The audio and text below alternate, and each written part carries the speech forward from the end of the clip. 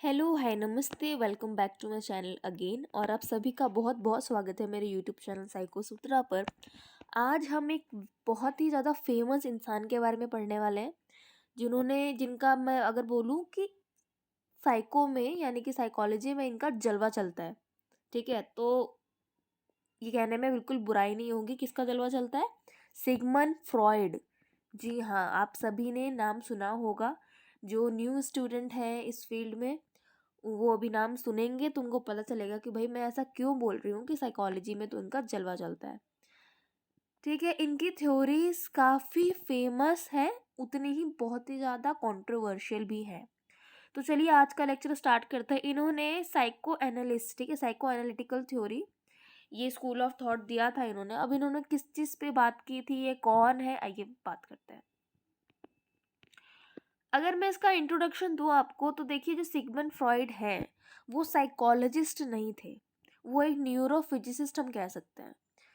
हालांकि वो university of Veena में मेडिसिन की पढ़ाई कर रहे थे, पर उनका interest psychology, neurology and physiology में ज़्यादा उनका इंटरेस्ट था, इसलिए वो एक प्राइवेट प्रैक्टिस करते थे। इसी हाल फिलहाल में उनसे मिले Breuer, Joseph Breuer. And Breuer के मिलने के बाद उन्होंने साथ में स्टडी किया कथार्टिक मेथड, जिसमें कथार्टिक मेथड में क्या होता था, फॉर एग्जांपल उन्होंने उनकी एक पेशेंट थी एना नाम की लेडी, उन्होंने उससे टॉक थेरेपी ली कि आप उनको क्या प्रॉब्लम है, जो भी फिजियोलॉजिकल सिम्टम्स थे तो क्यों है। जो उनके जो पेशेंट थी यानी जो एना जो लेडी थी, उन्होंने पास्ट के बारे में बताया, ट्रॉमा के बारे में बताया, फिर बोला अच्छा मेरा पैरालिसिस हुआ था, आई हैव दिस, और इस कारण से तो अपना ट्रॉमा धीरे धीरे उनका चाइल्डहुड ट्रॉमा बाहर आया। तो कहने का ये मतलब है कि ये थेरेपी करते करते, थेरेपी मतलब ये कैथार्टिक मेथड, टॉक करते करते उनके हेल्थ इश्यूज में बहुत ही ज़्यादा सुधार देखने को मिला। और एक ये जो कैथार्टिक मेथड है, उस जमाने में इससे वो लोग ट्रीटमेंट कर रहे थे, ये रिसर्च कर रहे थे। तो साइको एनालिटिकल थ्योरी कहाँ से आई? देखिए, ये लेट 90s और अर्ली 20s का कॉन्सेप्ट है, जो कि बहुत फेमस था और फेमस है आज तक। At its core psychoanalysis focuses on the role of unconscious mind in shaping human behaviour, emotions and personality. Sigmund Freud ji ने जो है ज़्यादातर फोकस किया है अनकॉन्शियस माइंड पे। अभी हम पढ़ेंगे structure of mind, level of mind, है ना। तो इन्होंने ज़्यादातर अनकॉन्शियस पे फोकस किया है कि हमारे कुछ अनफुलफिल्ड, कुछ दबे हुए रिप्रेस्ड इमोशन, मोटिव, कुछ डिज़ायर्स होते हैं जो कि अनकॉन्शियस माइंड में रहते हैं और उससे हमको प्रॉब्लम होती है। अगर हम किसी तरीके से अनकॉन्शियस चीज़ों को कॉन्शियस में ले आए तो हमें अब हमारी प्रॉब्लम जड़ पता चल सकती है। Through this technique like free association, जैसे अब आप बोलते जाइए ड्रीम एनालिसिस, आपको किस टाइप के सपने आते हैं, उसका मीनिंग क्या है। क्योंकि बहुत ही एक फेमस लाइन बोली है इन्होंने, that dreams are the royal या golden roads to unconscious. Dreams are the royal roads to the unconscious. इसलिए ड्रीम्स कहाँ से आते हैं? अनकॉन्शियस माइंड से, क्योंकि कुछ भी रिप्रेस्ड अनफुल कोई भी चीज़ें हैं, डिज़ायर, इमोशन है, ठीक है। फ्री एसोसिएशन इसमें आता है। ड्रीम एनालिसिस की हम आगे बात करेंगे। और जो भी हिडन रिप्रेस थॉट्स हैं, डिजायर्स हैं, that one drives an individuals conscious actions, by bringing this unconscious element to the surface, the psychoanalytic process can lead to profound personal insights and psychological healing, right? अब इसका origin देखें तो इसमें क्या क्या बात हुए की गई है। फ्रॉइड्स की लाइफ को मैंने आपको बताया कि कैसे कैसे ये आगे बढ़े, राइट। क्योंकि ये स्टार्टिंग में मैंने बोला ये मेडिसिन पढ़ रहे थे, तो एक येल नाम की एक फिश थी, उनको वो काट के देख रहे थे कि अच्छा ये इनका रिप्रोडक्शन सिस्टम क्या है, इनका स्ट्रक्चर क्या है, फिजियोलॉजी क्या है। लेकिन इनका इंटरेस्ट शुरुआत से ही न्यूरोफिजियोलॉजी एंड साइकोलॉजी में ज़्यादा था, राइट। सो हमने, जैसे मैंने कि आपको पहले इंट्रोडक्शन में दे रखा है अभी, वही है ये। अब हम देखते हैं the unconscious mind and psychic determinism. सबसे पहले तो मेरे चैनल पे वीडियो बहुत टाइम बाद आ रहा है, तो उसके लिए बहुत बहुत सॉरी सबको। और काफ़ी जने मुझे बोल भी रहे थे कि दीदी इस पे बनाओ, मैम इस पे बनाइए, इस वाले पे बनाइए। काफ़ी कमेंट्स आ रहे थे। So sorry for that, I am not well. मेरी थोड़ी तबीयत ठीक नहीं है, जैसे आपको अभी भी लग रहा होगा। सो इसलिए वीडियोज़ आने में देरी हो रही है, बट एग्ज़ाम से पहले मैं सारे डाल दूँगी। So don't worry. अब देखते हैं अनकॉन्शियस माइंड और साइकिक डिटर्मिनिज्म के बारे में इन्होंने क्या बोला। इन्होंने एक आइसबर्ग मॉडल दिया। आइसबर्ग क्या होता है? अगर किसी को टाइटैनिक याद है या किसी ने ग्लेशियर देखा है, तो आइसबर्ग क्या होता है? ऊपर जितना दिख रहा होता है ना, वो पहाड़ टाइप का, जितना आइस ऊपर दिख रहा होता है, वो तो सिर्फ 1% है, ये 1/4 है। बाकी सारा पार्ट तो पानी के नीचे होता है, गहराई में ज्यादा पार्ट होता है जो हमें दिखता ही नहीं है। तो जो कम पार्ट दिख रहा है वो होता है हमारा कॉन्शियस माइंड। और जो नीचे वाला जो दबी चीजें हैं ना, जैसे मैंने बताया, रिप्रेस्ड या अनफुलफिल्ड फुलफिल्ड डिजायर्स हैं, इमोशंस हैं, वो सारे कहाँ होते हैं? कॉन्शियस माइंड में, राइट। तो इन्होंने यही बोला कि जो भी हमारा कॉन्शियस माइंड है, कॉन्शियस माइंड क्या होता है कि आप सुन रहे हैं, मैं आपको पढ़ा रही हूँ, आपका पूरा फुल अटेंशन है, ठीक है, आपका पूरा अटेंशन है, अवेयरनेस है आप में कि मैं बोल रही हूँ, आपके तक मेरी बात पहुँच रही है, आप सुन रहे हैं, आप पढ़ रहे हैं। लेकिन बैकग्राउंड में हो सकता है कि आपकी कोई सिस्टर फादर कुछ काम कर रहे हो, ठीक है, आपको पता है कि अच्छा हाँ पीछे कोई है, वो अनकॉन्शियसली जा रहा है, लेकिन आपका ध्यान यहाँ है, ये कॉन्शियस है। पीछे क्या हो रहा है, चल रहा है, वो हम चाहते नहीं है, लेकिन हमारे माइंड में जाता रहता है। अभी अगर पीछे से कोई भी आवाज़ चल रही होगी, लेकिन आपका टेंशन यहाँ होगा, लेकिन अनकॉन्शियसली वो आपके पे चल रहा है। सामने से अगर आप कहीं भी पढ़ रहे हो, अभी जैसे आप पढ़ रहे हो, सामने से आपके फैमिली मेम्बर कोई भी गुजरा, आपको पता होगा कोई गुजरा है शायद, लेकिन कौन गुजरा है पता नहीं, राइट। तो जो सामने दिख रहा है, हो रहा है, अटेंशन है, वो होता है कॉन्शियस माइंड। और जिस पे हम ध्यान नहीं दे रहे हैं, लेकिन हमारे सामने चीजें हो रही है, वो सारी चीजें जाती है अनकॉन्शियस माइंड में, राइट। कभी कभी होता है ना कि अच्छा ये तो मैंने करते हुए देखा था, यहाँ इसको शायद मैंने ना कल यहाँ से गुजरते हुए देखा था, तो वो सब क्या है? अनकॉन्शियस माइंड में था वो सारी चीजों की, हमने अटेंशन तो पे किया नहीं था उस पर, राइट। तो यही है इनकी आइसबर्ग एनालॉजी। अब आइसबर्ग एनालॉजी में कुछ चीजें और है, देखिए। इड ईगो सुपर ईगो, जो कि है इड ईगो सुपर ईगो, मतलब इद अहम, परा अहम, ये स्ट्रक्चर ऑफ माइंड बताया था इन्होंने। अब अगर मैं इड ईगो सुपर ईगो की बात करूँ, काफी फेमस कॉन्सेप्ट है, ठीक है, इसको साइकी का मॉडल भी कहते हैं, ठीक है। Structure of mind, end ego super ego. अब इसको मैं सीधा सा है, मैं एग्जांपल दूंगी, आपको समझ में आ जाएगा, राइट। अच्छा, इसके अगर नोट्स चाहिए तो कमेंट सेक्शन में टेलीग्राम ग्रुप का लिंक दिया हुआ है नोट्स के लिए, आप उसको क्लिक कीजिए, ज्वाइन कीजिए, वहां पे नोट्स डले हुए हैं। So no worries. इड क्या होता है? एक बच्चा है, दूसरा बच्चा है, वो उसके घर खेलने गया, अब उसको उसके टॉयज पसंद आ गए, उसने उसके टॉयज, एक तो तरीका है कि मैं ले लूं, वो इड हो गया, क्योंकि वो भाई मैं मुझे खेलना है, मुझे प्लीजर प्रिंसिपल पे काम करता है ना इड, तो मुझे लेना है, तो बस मेरे को खेलना है, मुझे मजा आएगा उससे, तो मैंने उसका छीन लिया या ले लिया दूसरे का, ये इड है, ठीक है, इड, जो कि हमारा अनकॉन्शियस में आता है। देखिए यहाँ पे आइसबर्ग में देखिए आप, इड जो पूरा पार्ट है नीचे आइसबर्ग के अंदर वाला, पानी के अंदर वाला, उसमें अनकॉन्शियस दिख रहा है ना। पहला समझ में आया, जो कि वो प्लेजर प्रिंसिपल पे काम करता है। अब वही ईगो क्या बोलेगा कि नहीं नहीं ऐसा तो नहीं कर सकते, ठीक है, तो हम अब मतलब रियलिटी में क्या कर सकते हैं पूछते हैं। हम किसी के घर आए हैं पहली पहली बार और मुझे उसके कुछ चीज़ें पसंद आ रही है, तो मैं ऐसे नहीं ले सकती, तो देखते हैं क्या कर सकते हैं। तो ईगो क्या बताता है हमको कि रियलिटी क्या है, तो it's works on reality principle, ठीक है। अब वही सुपर ईगो की बात करें तो वो मोरालिटी प्रिंसिपल पे काम करता है कॉन्शियस में, कि ठीक है ना, यह तो तरीका है कि मैं इससे पूछ लेता हूँ, ठीक है, कि आप क्या मुझे अपने टॉयज दोगे, या मैं उसकी मदर से पूछ लेती हूँ कि मैं क्या ये टॉयज ले लूँ यहाँ पे जो पड़े हैं, माने तो ठीक है, नहीं माने तो रिक्वेस्ट करेंगे, कुछ और करेंगे, ठीक है। तो ये मोरालिटी के ऊपर बेस्ड है। तो इट ईगो सुपर ईगो, अब इन दोनों स्टेजेस से जो भी स्ट्रक्चर ऑफ माइंड है, हो सकता है कोई इंसान बहुत ही ज़्यादा, कहते हैं ना कि यार इसमें ना मोरालिटी बहुत है, ये बहुत ही मॉरल वैल्यूज़ का इंसान है।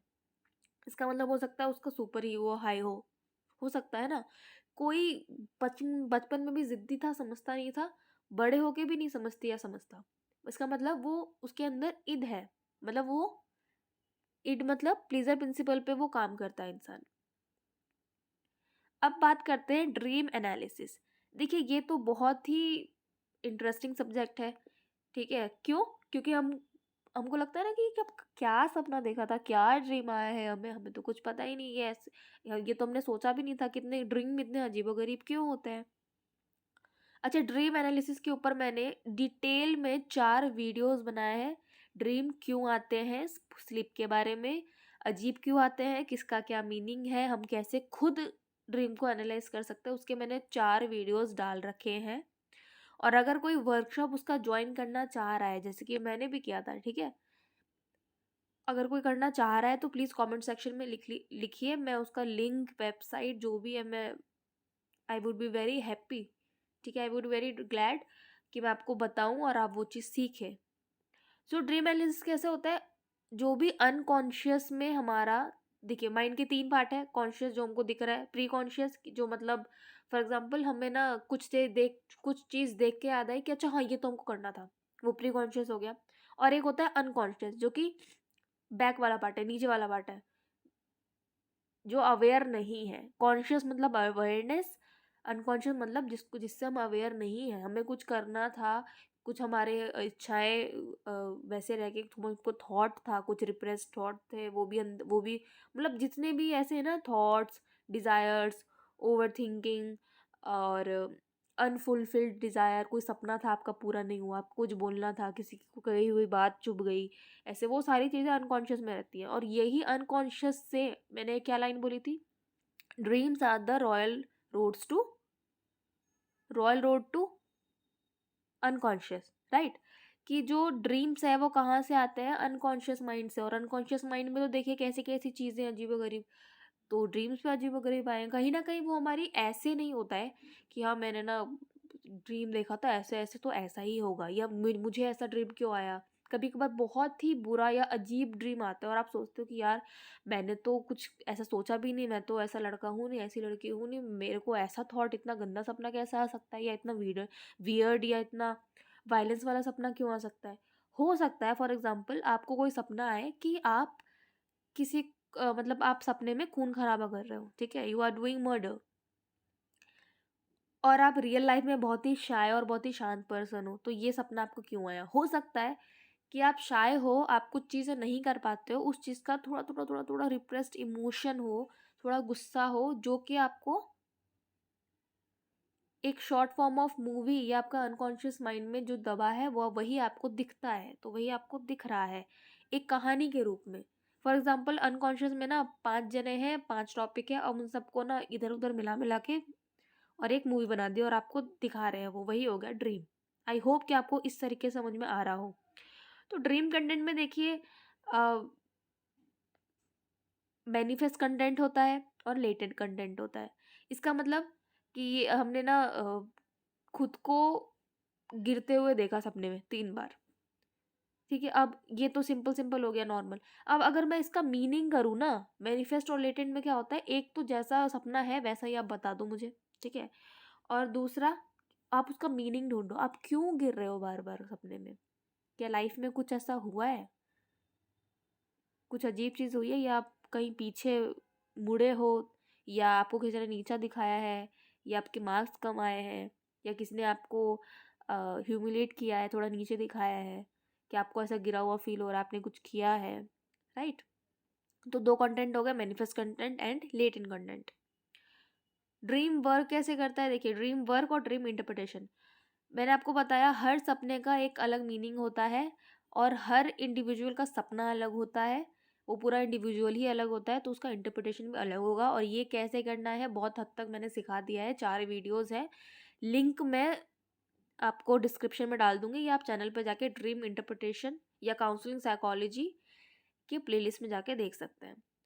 ड्रीम्स किस स्टेट में आते हैं? अच्छा, ऐसा होता है ना कि हम ड्रीम तो याद ही नहीं रहते, तो वो याद क्यों नहीं रहते?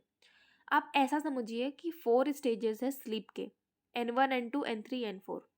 जो N3 है वो होता है REM, rapid eye movement.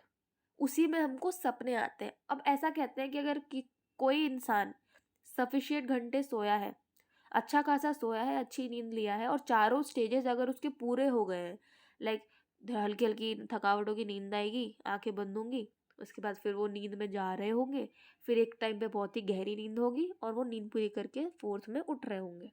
Simple. अब थर्ड में ऐसा कहते हैं कि यार आज तो ना मेरी बहुत चिड़चिड़ी हूँ मैं, मेरी नींद पूरी नहीं हुई, पता नहीं। हो सकता है कि आप थर्ड स्टेज में ही REM में ही उठ गए हो। और अगर ऐसा भी माना गया है, रिसर्च में स्टडीज में ये भी देखा गया है कि अगर आप थर्ड स्टेज यानी REM में अगर आप बीच में उठ गए हो या बिना उसको कंप्लीट किए ही उठ गए हो, तो हो सकता है आपको सपना ज़्यादा याद हो, या याद हो कि मोस्ट ऑफ द, अगर हमने पूरी नींद ले ली है तो हमने क्या सपना देखा है सुबह हमको याद नहीं रहता है। और अगर आपको ना याद रखना है, क्योंकि एक ड्रीम जर्नलिंग करके भी थिंग होता है जो कि मैंने उस वीडियो में बताया है, आप प्लेलिस्ट में जाके देखना, ज़रूर देखना, ज़रूर देखना। ड्रीम जर्नलिंग होती है, वो भी आपको उठते ही 3 टू आपको उठते ही 3 to 5 सेकेंड में आपको राइट डाउन करना होता है ताकि आप भूल ना जाओ वो चीज़, राइट। तो अगर आपको इसमें इंटरेस्ट है वो प्लीज़ देखना। तो यहाँ ज़्यादा वक्त ना लगाते हुए हमने देख लिया ड्रीम एनालिसिस कैसे होता है, क्या होता है। फ्री एसोसिएशन, ये वही वाली टेक्निक है जो मैंने बताया कि जैसे यहाँ पे आप इमेज देख रहे हैं, ट्रीटमेंट चल रहा है, टॉक थेरेपी है। देखिए आप ये देखिए कि हम डॉक्टर के पास जाते हैं या देखिए हम इंटरव्यू में जाते हैं तो हम आमने सामने बैठते हैं, इंटरव्यूअर और इंटरव्यूई, जिसका हम इंटरव्यू ले रहे हैं, जो इंटरव्यू ले रहे हैं आमने सामने बैठते हैं, ठीक है। लेकिन थेरेपी में क्या होता है, हम साइड में बैठना प्रीफर करते हैं, ठीक है। साइड में बैठना प्रीफर करते हैं का मतलब ये सेटिंग का रूल ही है। जैसे आप देखिए ड्रीम एनालिसिस में ये पोजीशन, ये ही मैं कह सकती हूँ यही स्ट्रक्चर होता है कि साइड में पीछे की तरफ लेटा दिया जाता है जैसे कि इस फिगर में है। और जो साइकोलॉजिस्ट है या जो भी थेरेपिस्ट है वो पूछता है अच्छा अच्छा आप बताइए ऐसे ऐसे ऐसे ऐसे, और वो अपनी चीज़ें बताता है कि अच्छा मैंने ना ये ड्रीम में देखा या मुझे ये प्रॉब्लम है। तो आपको बस बोलते जाना और ऐसा होता है कि आपको अपनी ही प्रॉब्लम बोलते बोलते बोलते बोलते समझ में आने लगती है और आप हील होने लगते हो। यही है फ्री एसोसिएशन, राइट। सो ये जितनी भी चीज़ें हैं जैसे ट्रांसफरेंस हो गया, ठीक है, फ्री एसोसिएशन हो गया, ड्रीम इंटरप्रिटेशन मतलब ड्रीम एनालिसिस हो गया, ये जो भी कॉन्सेप्ट है इन सबको समझ के इन सब की थेरेपीज बना के बहुत ही ज़्यादा हम इंसान का ट्रीटमेंट कर सकते हैं जो भी उनको मेंटल इलनेस हो, राइट। और ये बहुत ही ज़्यादा मैं तो कहूँगी कारगर साबित हुई है और होती रहेगी क्योंकि सच में बहुत ही इफ़ेक्टिव टेक्निक है। आप खुद सोचिए, आप अपने दोस्त से ही 2 मिनट बातें करते हैं तो आपको कितना अच्छा फील होता है। तो टॉक थेरेपी तो होनी चाहिए, इसलिए आजकल के लोग कम्युनिकेशन नहीं कर पाते, कम्युनिकेशन भी नहीं, सोचिए बात ही नहीं कर पाते हैं क्योंकि उनका कोई आसपास करीबी होता ही नहीं है। और ख़ास करके ये होता है जो शाई नेचर के हैं, जो अपने जो ओपन अप जो इंसान ओपन अप नहीं होते हैं या जो रिजेक्टेड फील करते हैं, उन्हीं को ये सारी मोस्ट प्रॉब्लम होती है। वैसे तो सबको प्रॉब्लम हो सकती है, सबके अलग अलग प्रॉब्लम है, बट मैं एक जनरलाइज में बता रही हूँ, ठीक है। अब इन्होंने एक और बहुत ही बढ़िया बहुत ही फेमस चीज़ दी थी जिसको बोलते हैं साइकोसेक्सुअल स्टेजेस की। एक बच्चा बड़े होते हुए इन 5 स्टेजेस से गुजरता है। ओरल स्टेज, जब बच्चा जन्म लेता है और 1 साल तक जब वो दूध पीता है, ठीक है, और सब कुछ ओरली मतलब जो भी सामने देखेगा वो बस अपने माउथ में लेने की कोशिश करेगा। तो एरोजेनस जोन क्या हो गया इसका, माउथ। सकिंग करेगा, बाइटिंग करेगा, है ना, स्वॉलोइंग। दूसरा है anal stage, 1 to 1 year to 3 year। इसमें आपका बाउल ब्लैडर ट्रेनिंग होता है, राइट, टॉयलेट ट्रेनिंग कराते हैं इसमें। थर्ड होता है फैलिक। फैलिक मतलब ऐसे अपोजिट में फ्रेंडशिप और अट्रैक्शन होना स्टार्ट हो जाता है, दोस्त बनने लगता है। जैसे आपने देखा होगा कि पहले बच्चे मतलब पहला बच्चा अपना केयर गिवर के पास ही रहता है, फिर उसकी बाउल ट्रेनिंग होती है, फिर और बड़ा हो जाता है, वो स्कूल जाने लगता है, प्री प्राइमरी हो सकता है, या एलकेजी और केजी के बच्चे, नर्सरी के बच्चे, है ना, जस्ट जाना चालू करते हैं किंडरगार्टन वाले, और उनके दोस्त बन रहे होते हैं अपोजिट वाले में। फिर होते हैं जेनाइटल। जेनाइटल में क्या होता है, प्यूबर्टी टू एडल्टहुड वाला है ये तो मामला, ठीक है, अपोजिट सेक्स वाला अट्रैक्शन। लेटेंट स्टेज में 6 टू प्यूबर्टी, जब बीच वाला स्टेज है ये, ठीक है, फैलिक के बाद, जब 6 टू प्यूबर्टी और प्यूबर्टी से एडल्टहुड, ठीक है। तो देखिए, ओरल, एनल, फैलिक, लेटेंट और जेनाइटल। ओके, सो ओरल में समझ में आ गया, सकिंग होगा, बाइटिंग होगा, ग्रेस्पिंग होगा। एनल में bowel training, toilet training. Phallic में अपोजिट से अट्रैक्शन, ठीक है, फिर भाव नहीं मिला और ऐसा कुछ कुछ हो गया, धोखा धोखा, ऐसा समझ लो। उसके बाद फिर 6 साल की उम्र से प्यूबर्टी तक। प्यूबर्टी का स्टेज मेनली क्या होता है, 12-13, राइट। उसके बाद फिर हम अपोजिट सेक्स वालों से अट्रैक्ट होने लगते हैं, हमारे दोस्त। दोस्त तो देखिए थर्ड स्टेज में ही बन जाता है। उसके बाद फिर धीरे धीरे धीरे धीरे आपको एक रिलेशनशिप में आप जाने लगते हो, उसको हम जेनाइटल स्टेज कह सकते हैं, puberty to adulthood. I hope आपको समझ में आ रहा हो। मैं बहुत ही आपको लेमन लैंग्वेज में आप समझाने की कोशिश कर रही हूँ, क्योंकि काफ़ी वीडियोस में मुझे लिखा गया कि आप बहुत ही टेक्निकल हो जाती हैं, आप थोड़ा एग्जांपल लेके बताया कीजिए। तो इसी सेम टॉपिक में मेरे 3-4 वीडियोस हैं। एक नोट्स वाला है, एक में ज़्यादा मैंने एक्सप्लेन किया है, एक में 5 मिनट वीडियो है जिसको जस्ट जल्दी जल्दी कॉन्सेप्ट बताया उसमें, और एक वीडियो मैं आज बना रही हूँ, इसमें कंप्लीट सब कुछ है। तो अगर आपको डिटेल में एक एक टॉपिक पे वीडियो देखना है, फॉर एग्जांपल साइकोसेक्सुअल पे एक वीडियो देखना है, वो है, ठीक है। ईडिगो सुपर ईगो पे एक सेपरेट वीडियो देखना है, वो भी चैनल पे डला हुआ है, आप देख सकते हैं। और उन सब के नोट्स भी आपको टेलीग्राम ग्रुप पे मिल जाएंगे, ठीक है। अब इसको थोड़ा अच्छे से पढ़ लेते हैं। देखिए, ओरल पे मैंने क्या बताया था, माउथ वाला आएगा, एनल में एनस आएगा, फैलिक में पीनेस है, क्लिटोरस, पीनेस मेल में, क्लिटोरस फीमेल में, लेटेंट में लिटिल और no sexual motivation present, genital में पेनिस और वेजाइना सेक्सुअल इंटरकोर्स वाली चीज़ें आ जाती है। सबसे पहले ईगो डेवलप्स होता है, ठीक है, और सुपर ईगो किस स्टेज में डेवलप होता है, फैलिक स्टेज में। ओरल में बच्चा सक करेगा, स्वालिंग करेगा, ग्रेप्स करेगा, मतलब जितनी भी चीज़ें हैं उसको माउथ से प्लेजर आएगा। एनल फेज में एनस से होल्ड करने पे ब्लैडर में प्लेजर आएगा। फैलिक में अगर कोई इंसान फिक्सेट हो गया तो हो सकता है वो आगे चल के उसको मास्टरबेशन की लत लग सकती है, ठीक है। अच्छा, ओरल पे फिक्सेट हो जाए कोई इंसान, अच्छे से वो डेवलप ना हो, अच्छे से वो ओरल से एनियल स्टेज पे ना आया हो, फिर फैलिक पे ना आया हो, तब क्या हो सकता है ओरल पे, सोचिए, स्मोकिंग, राइट। लेटेंट में आपका अटेंशन ज़्यादा नहीं होता है, ठीक है, नो सेक्सुअल मोटिवेशन प्रेजेंट। और जेनाइटल में पेनिस। अच्छा, पेनिस से मुझे याद आ रहा है, इसमें ना 2 कॉम्प्लेक्सेस होते हैं और एक पीनस एनवी की बात की गई है, तो मैं बता देती हूँ। ओडिपस और जो फैलिक में है, ओडिपस कॉम्प्लेक्स और इलेक्ट्रा कॉम्प्लेक्स, ठीक है। ओडिपस मतलब कि सन को मदर के प्रति अट्रैक्शन होना, that is what is called Oedipus. And Electra मतलब गर्ल को अपने फादर के प्रति अट्रैक्शन होना, राइट। अच्छा, पीनस एनवी का क्या होता है, पीनस एनवी, फ्रॉइड ने बोला कि जो वुमन है, जो फीमेल्स है, उनको पीनस एनवी है। क्यों, वो क्यों ऐसे जेलस फील करती है कि उनके पास ना पीनस नहीं है, इसलिए वो थोड़ा इन्फीरियर फील करती है, क्योंकि उनके पास पीनस नहीं है। इसी का क्योंकि ये तो बहुत कंट्रोवर्शियल थिंग हो गई ना, तो इसी का जवाब देते हुए कैरन हॉर्नाई, जो कि फेमिनाइन साइकोलॉजी के बुक का बहुत बड़ा नाम है, तो कैरन हॉर्नाई जी ने क्या बोला कि अच्छा, ऐसे तो फिर मेल्स को वुम्ब एनवी है, क्योंकि हम बर्थ दे सकते हैं चाइल्ड को, बच्चे को हम पैदा कर सकते हैं, हमारे पास वूम्ब है, तुम्हारे पास नहीं है, तो तुमको वूम्ब एनवी है और हमको पेनिस एनवी है। तो ये काफ़ी कंट्रोवर्शियल चीज़ें हैं जो आप आगे जाके पढ़ेंगे अच्छे से डिटेल में। So that is all for psychosexual stages. I hope कि आपको ऊपर ऊपर सब कुछ समझ में आ गया होगा, ये उतना हार्ड नहीं है। अब हम डेली लाइफ में ना खुद को बचाने के लिए कुछ अनकॉन्शियस ना डिफेंस मैकेनिज्म अपनाते हैं। जैसे फॉर एग्जांपल, एग्ज़ाम में कोई बच्चा चीटिंग कर रहा हो और टीचर ने देख लिया, अब बोल रहा है कि टीचर ने बोला कि अरे तुम चीटिंग क्यों कर रहे हो, या मैं तुम्हारे मार्क्स काट दूंगा। तो बच्चा क्या बोलता है, तुरंत बोल देता है, सोचता भी नहीं, उसको पता है कि वो चीटिंग कर रहा है, लेकिन वो फिर भी तुरंत से क्या उसके मुंह से निकलता है, नहीं सर, नहीं मैम, मैं नहीं कर रहा, नहीं नहीं मैं नहीं कर रही थी, मैं तो बस पानी के लिए पूछ रही थी, मैं तो पेंसिल मांग रही थी, है ना, मैं तो बस ऐसे ही देख रहा था।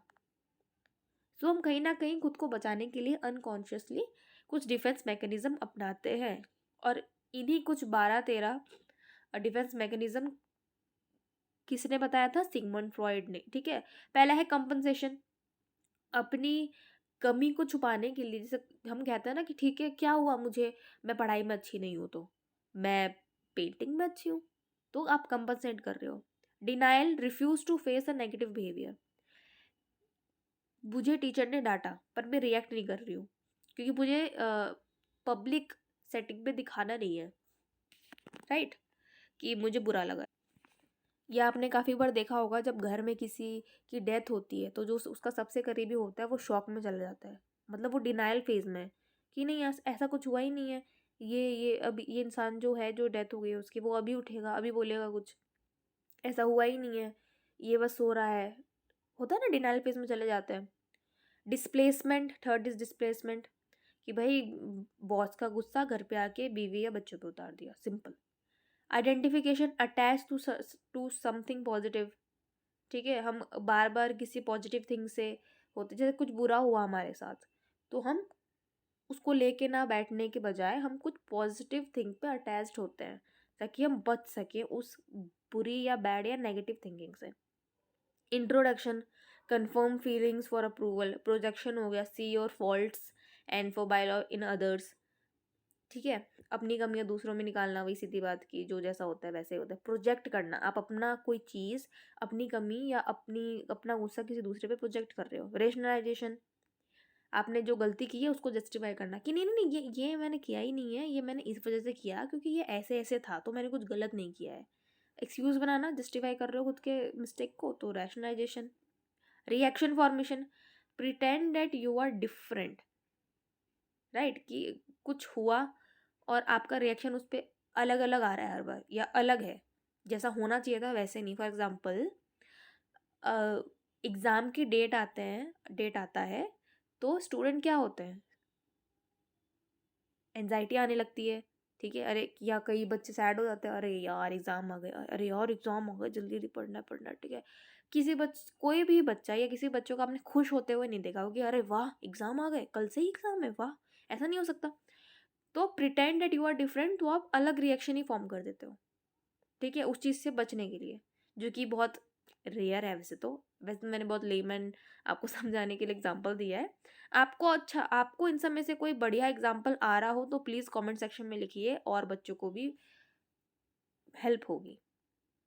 फिर आता है regression, act much younger to feel better.